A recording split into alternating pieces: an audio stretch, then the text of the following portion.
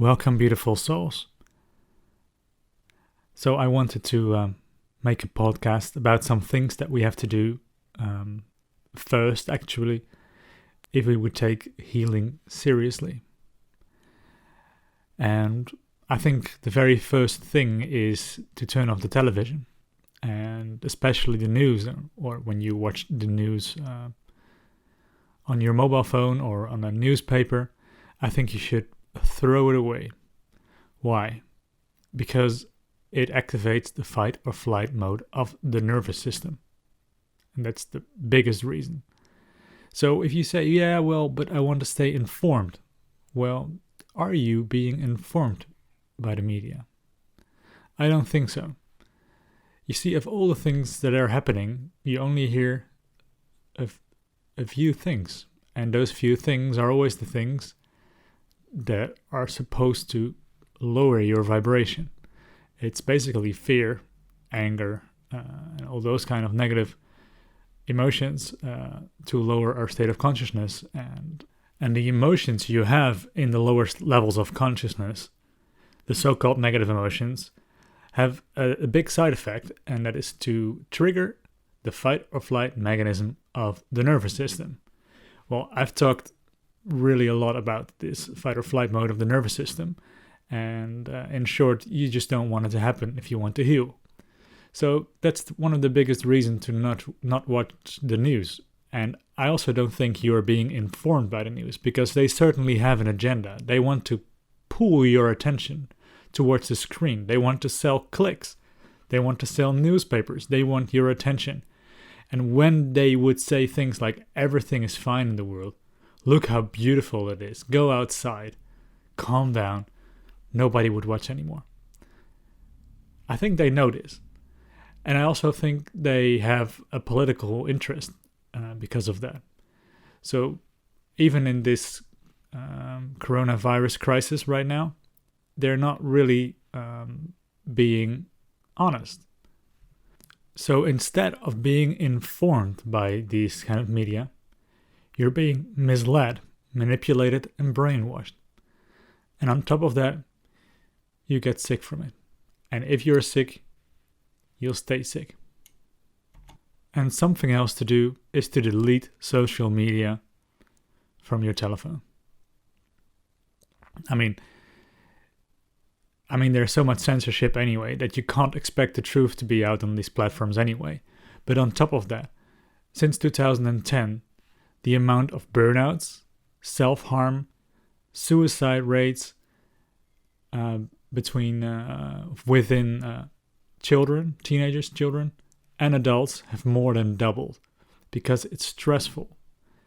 And another thing is, when you are opening your day, looking with your social media feed, it reminds you of who you are, of who you were, to be honest. Because your current state of being is a result of your past thoughts and actions.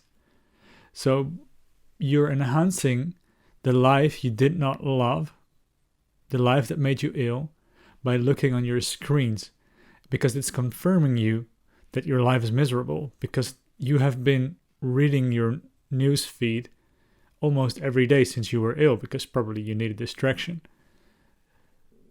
And in neuroplasticity, this is known to keep you stuck in old patterns. And I want you to break those patterns. I want you to delete social media. I want you to stop scrolling, because the psychology of this scrolling social media platforms is not used in your benefits, but it's used against you. Our psychology is being exploited by these technologies. I talk a lot as well about being brainwashed and how society is brainwashing you into having limiting beliefs. And well, if you don't watch the story anymore, the narrative and your narrative, if you stop doing that, you can create change in your life. But don't think it will be that easy. Because all the people you know are still being hypnotized by the media and the social media. So they will keep parroting each other into making you believe their standpoints on politicians, viruses, fears, and if you go against it, you can certainly count on being judged or whatever. But, I mean, this is the stuff that makes people ill, so we want to break free from it. But it's not only like just to turn off the news and delete those apps from your telephone. It's also about your resistance to deal with people commenting about the things that they have learned from the television. And their egos are involved right now in it. Because if you hear a thing like 3 or 4 times in different ways, and it can have access to your subconscious mind when you're like calm, it completely brainwashes you. And since we're brainwashed and as well trying to escape from our body, which holds lots and lots of negative emotions that we have buried, that we have swallowed in there, our bodies are not a pleasant place to stay. So we escape, and then we can escape in knowledge. And they want us to escape in the knowledge that they give us, which are not facts, they're stories. Stories to keep us trapped. And these people, they're unconsciously doing it, but they're on the verge of unhappiness, unease themselves as well. So it's a major thing to keep that in mind. And while you're at it, while you're feeling much calmer, it's also a good thing to stop watching action movies and thrillers, because the suspense in those movies is also activating your fight or flight mode of the nervous system. And it releases all sorts of stress chemicals, and they're addictive. And maybe you are an addict right now of cortisol and adrenaline. Then naturally there is a time of rehab, and everything will look weird, and you want to be involved in social media. You want to watch action movies. You want to listen to the news. You want to hear the stories about politicians.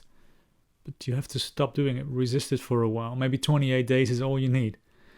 And you will notice that it's get much, much easier to stay in the rest and digest mode from that space. So guys, that was this podcast. I wish you all the best. I wish you health. And maybe the only thing I should wish you right now is tranquility and peace. Bye.